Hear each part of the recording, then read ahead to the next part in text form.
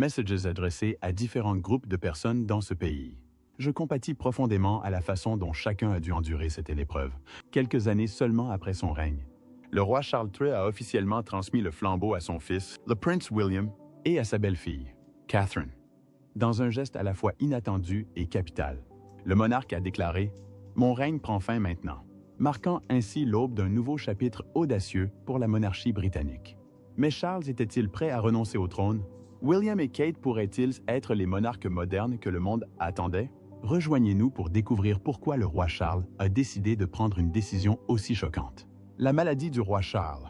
Derrière les lumières éclatantes des événements royaux et des communiqués de presse parfaitement rédigés, une histoire bien différente se déroulait discrètement. Le roi Charles luttait secrètement contre une maladie bien plus grave que ce que le public avait jamais imaginé. Quelques mois auparavant, le palais avait publié un communiqué serein affirmant que le roi suivait un traitement, prenait du temps pour se reposer et gardait espoir. Mais derrière les murs du palais, la vérité était bien plus sombre. Tout a commencé par de légers signes. Il semblait plus fatigué que d'habitude, manquait quelques événements officiels, prononçait des discours plus courts et partait plus tôt que prévu. Mais ses proches ont constaté des changements plus inquiétants. Un léger tremblement dans sa main et la façon dont il oscillait s'il restait trop longtemps debout. Bientôt, des visites secrètes à l'hôpital s'ajoutèrent à son agenda, dissimulées entre ses obligations royales. Finalement, les médecins posèrent un diagnostic discret et déchirant. Cancer. Et ce n'était pas le genre de cancer qui laissait beaucoup de temps. Le moment où tout a basculé est survenu par un après-midi froid à Sandringham. Après des semaines de fatigue, Charles s'effondra lors d'une réunion privée. Il s'affaissa sur une chaise avant que quiconque puisse l'aider. La seule personne présente était le prince William. Cet instant a brisé l'image royale soigneusement gardée. Cette nuit-là, les médecins ont révélé la dure vérité à la famille. Sa maladie progressait plus vite qu'il ne le craignait. « Tu as des mois, pas des années », disait-il, en tant que roi et en tant qu'homme. Le lendemain matin, Charles convoqua Guillaume dans sa chambre privée. Pas de garde, pas d'assistant, juste père et fils. Charles était assis tranquillement, regardant une photo de ses petits-enfants. « Je veux être là pour eux », dit-il doucement. « Je veux les voir grandir, tant que je le peux encore. » Ce qui rendait la décision encore plus douloureuse, c'était Catherine. Elle venait de franchir un cap dans sa propre lutte contre le cancer. La voir lutter et guérir avait profondément ému Charles.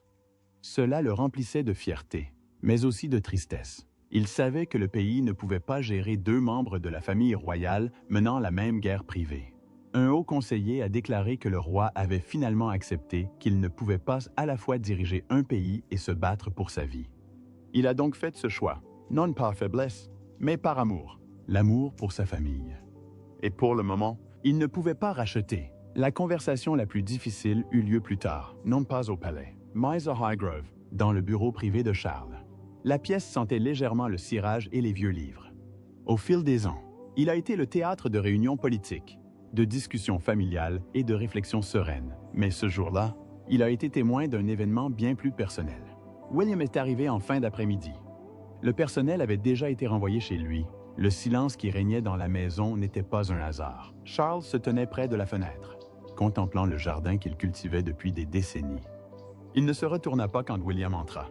« Tu ne peux pas t'éloigner de la couronne comme ça? »« Père, dites William, tendu, pas comme ça. »« Le pays a encore besoin de toi. » Charles resta silencieux un instant. Puis il se retourna et, pour la première fois depuis des années, Guillaume ne vit pas le roi. Il vit un homme fatigué, presque à bout de force. Ses épaules étaient affaissées, ses yeux rouges. Lorsqu'il essaya de parler, sa voix se brisa. « Je ne partirai pas, » murmura Charles. « Je choisis le peu de temps qu'il me reste. » Des larmes coulèrent sur son visage. « Chaque matin, je me demande si je réussirai à passer la journée sans tomber. Je ne peux plus être le roi que ce pays mérite, mais je peux toujours être grand-père. » Il regarda William dans les yeux. « J'ai besoin de voir mes petits-enfants grandir. C'est tout ce que je veux. » Guillaume serra les dents. Son cœur était déchiré entre le devoir et l'amour. Le roi en lui voulait suivre la tradition, mais le fils en lui se souvenait de la voix s'éteignant de sa mère, se rappelait comment le chagrin lui avait déjà volé trop de temps, et qu'il menaçait maintenant de recommencer. Puis Catherine entra dans la pièce. Elle ne prit pas parti, elle ne dit pas grand-chose. Elle prit simplement la main de William, le rapprochant du sol de sa force tranquille. Ce petit geste changea tout. Les yeux de William se remplirent de larmes. Sa voix tremblait. « D'accord, dit-il. Je le ferai. Mais pas pour la couronne, mais pour toi. La décision a-t-elle été prise lors d'une cérémonie, d'un discours royal ou d'une promesse? Découvrons-le. Ce discours chargé d'émotions. Le Salon Bleu avait été le théâtre de nombreux moments importants, mais jamais d'un tel. C'était la même pièce où la reine Élisabeth prononçait ses discours de Noël calmes et joyeux, éclairés par de douces lumières de Noël. Mais aujourd'hui, l'ambiance était bien différente. Les lustres brillaient au-dessus d'un événement calme et sérieux. Les caméras étaient prêtes, les rideaux étaient baissés. Seuls quelques assistants de confiance se tenaient à proximité, silencieux et tendus. Le silence qui régnait dans la pièce était pesant, comme si chacun savait que l'histoire allait basculer. Le roi Charles se tenait au centre, juste en dessous d'un grand portrait de sa mère. Ses mains tremblaient légèrement lorsqu'il ouvrit le parchemin devant lui. D'ordinaire calme, sa voix tremblait d'émotion, regardant droit vers la caméra. Les yeux brillants de larmes retenues, il commença à parler. « J'ai porté les devoirs du service et de la tradition pendant la majeure partie de ma vie, » dit-il. Mais il est temps de transmettre cette responsabilité. Il s'interrompit, se rassemblant pour la ligne suivante. « J'abdique le trône. » Au début, personne ne réagit. Les mots étaient trop puissants pour être assimilés immédiatement. Puis, derrière la caméra, un sanglot discret rompit le silence. Même les membres les plus expérimentés du personnel du palais, des hommes au service du roi depuis des décennies, ont essuyé des larmes qu'ils n'auraient jamais cru devoir verser. Charles continuait, lentement et prudemment. « Je nomme le prince William et son épouse Catherine comme mes successeurs. Ils assumeront toutes les responsabilités royales, dès maintenant. » Avec ces mots, des siècles de tradition furent brisés. Il n'y aurait pas de passation de pouvoir lente, pas de longue attente. Une décision soudaine et claire, un père remettant la couronne à son fils. Pour ceux qui l'écoutaient vraiment, ce discours n'était pas seulement formel. Il y avait une profonde tristesse et un sentiment d'urgence. « Mon temps, disait-il, ne se mesure plus en années, mais en instants. » Cette phrase m'a profondément touché. C'était une vérité discrète, dissimulée derrière un discours soigné. Charles ne démissionnait pas pour des raisons politiques ou par pression. Il manquait de temps. Lorsque la caméra s'est arrêtée, la salle est restée complètement immobile. Certains membres du personnel, qui avaient servi 3 monarques, sont restés figés, incrédules. Ce n'était pas seulement la fin du règne d'un roi. On aurait dit la fin d'une époque et quelque chose de nouveau allait commencer. Alors que la nouvelle résonnait encore à Buckingham Palace, Guillaume et Catherine entrèrent discrètement dans un salon privé près de la galerie du roi. Pas d'assistant, pas de caméra, juste eux deux, assis côte à côte, trop sidérés pour parler. L'avenir de la monarchie reposait désormais sur leurs épaules. L'air était lourd d'histoire et de choc. Ils restèrent assis en silence un long moment. Finalement, Catherine murmura « Sommes-nous prêts ?» Sa voix tremblait. « Les enfants, ils sont encore si jeunes. » William ne répondit pas tout ça de suite. Il fixait le feu, la mâchoire serrée, les yeux perdus dans ses pensées. Il avait toujours su que ce jour viendrait, mais pas comme ça. Pas avec la voix de son père qui résonnait encore à ses oreilles. Pas avant son 50e anniversaire. Il ne pleurait pas le titre, il pleurait le temps qu'il pensait encore avoir.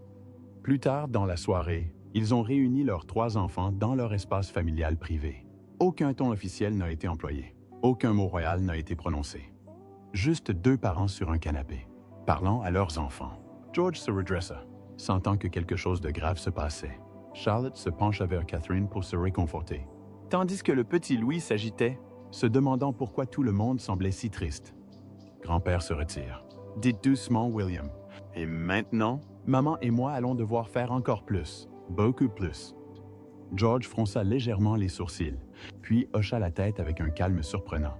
Je comprends, papa. Je t'aiderai à mûrir, dit-il. Charlotte réagit différemment. Ses lèvres tremblèrent, puis des larmes coulèrent sur ses joues. Des larmes silencieuses, sans se plaindre. Ce n'était ni de la peur ni de la colère. C'était le chagrin d'une petite fille réalisant que son monde avait soudainement changé. Son enfance paisible avait juste été un peu plus courte. Louis regarda autour de lui, perplexe. « Pourquoi tout le monde pleure-t-il » demanda-t-il doucement en jetant un coup d'œil à son frère et à sa sœur. Catherine le serra contre elle et murmura quelque chose que lui seul pouvait entendre. Cette nuit-là, pas de cérémonie royale, pas de réunion officielle. Juste une famille essayant de se serrer les coudes avant que tout ne bascule. Catherine enveloppa Charlotte dans une couverture. William serra George dans ses bras pendant une éternité. Louis s'endormit, posant encore des questions. Mais pourquoi cette décision soudaine? Y a-t-il eu des crises au sein de la famille royale? Découvrons-le. La fracture royale derrière la décision. Pendant des mois, une inquiétude sourde plana au palais de Buckingham. In appearance, tout semblait normal, poli et calme. Mais en coulisses, les rumeurs se faisaient plus fortes. Le roi avait manqué des événements, paraissait fatigué après de courtes promenades et semblait parfois confus lors des briefings. Aux yeux du public, le roi Charles apparaissait toujours comme un dirigeant stable et fort. Mais au palais, on commençait à se demander s'il était encore capable d'assumer cette fonction. La vérité était connue de ses plus proches collaborateurs bien avant d'être révélée au monde entier. Charles avait reçu un diagnostic de cancer. Au début, il y avait de l'espoir. Les médecins avaient un plan de traitement, et tout le monde voulait y croire. Mais au fil des semaines, son état de santé s'est dégradé.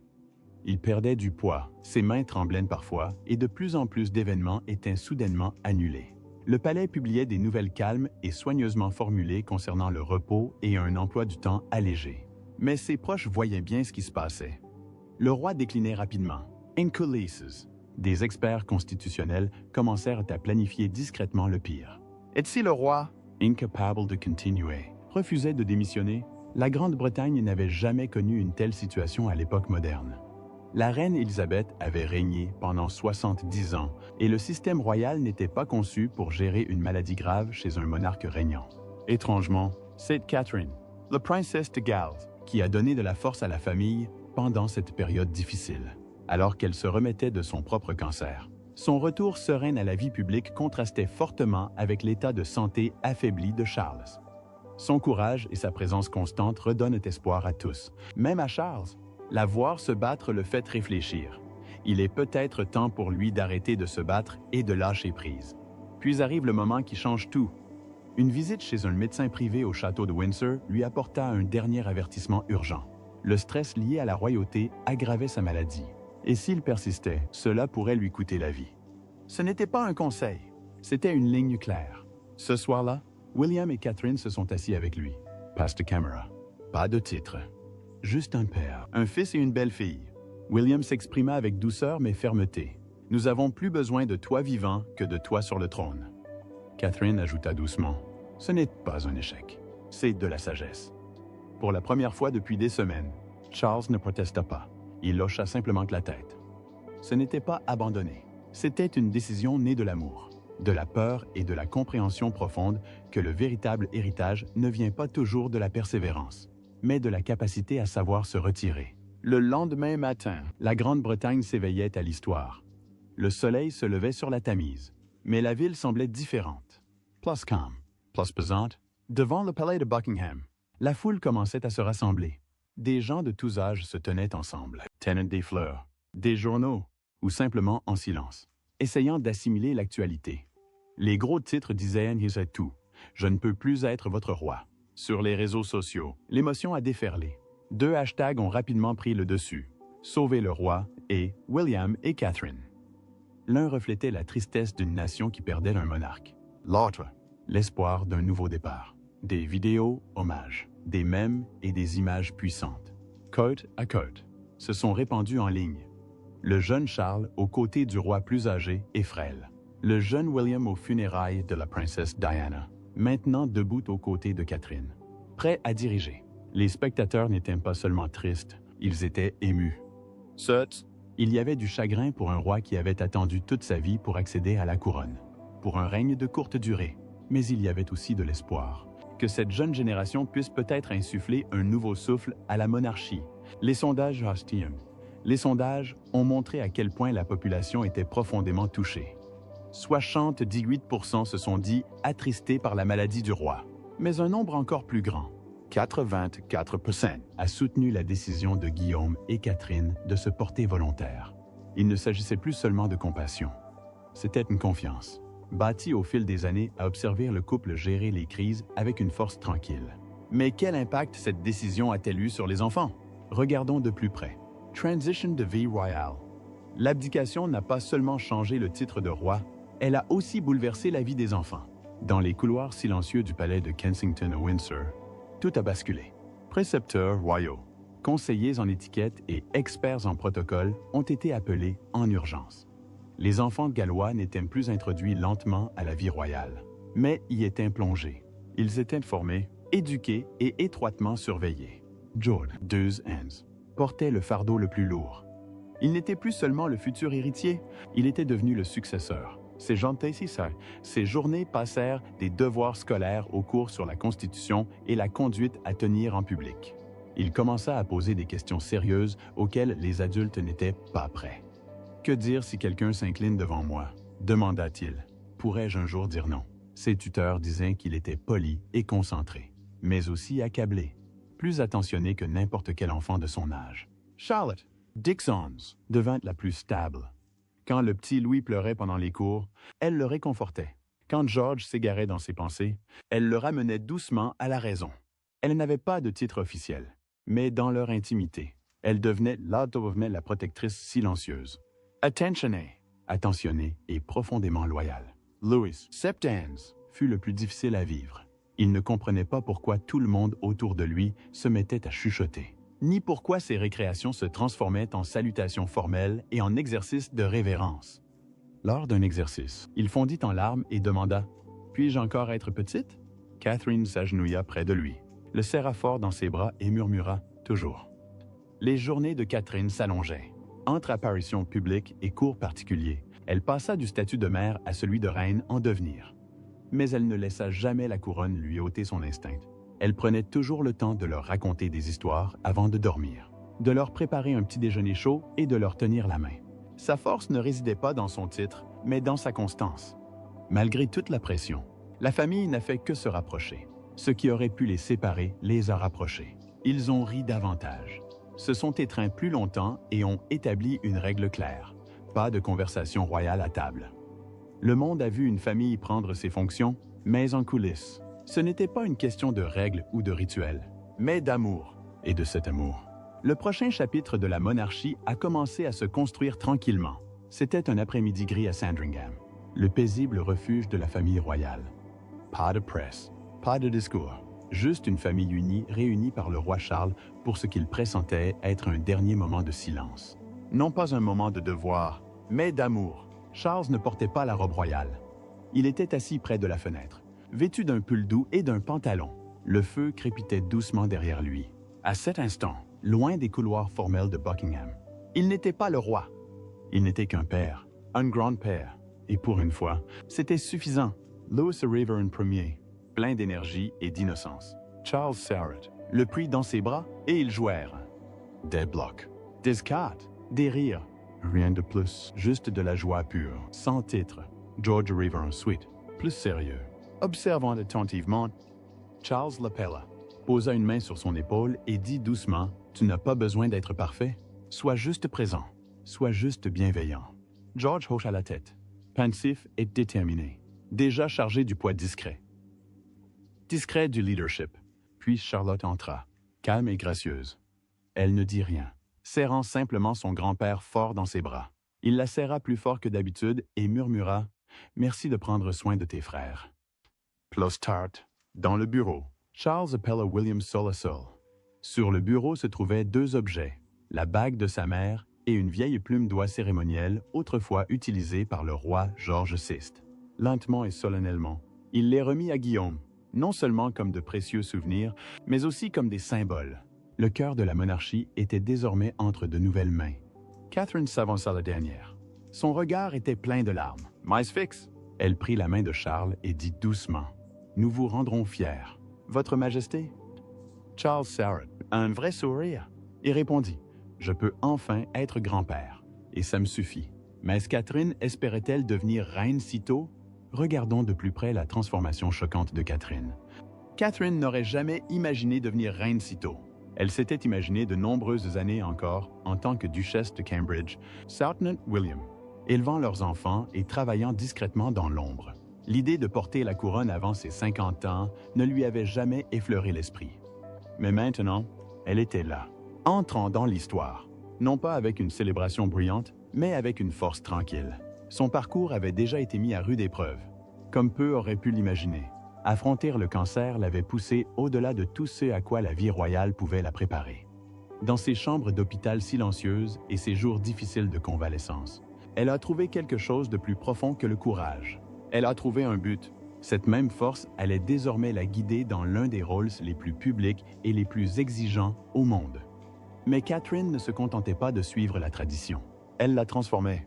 In coulisses. Elle commença à collaborer avec des conseillers pour mettre à jour les règles royales, non pas pour la forme, mais pour l'avenir de ses enfants.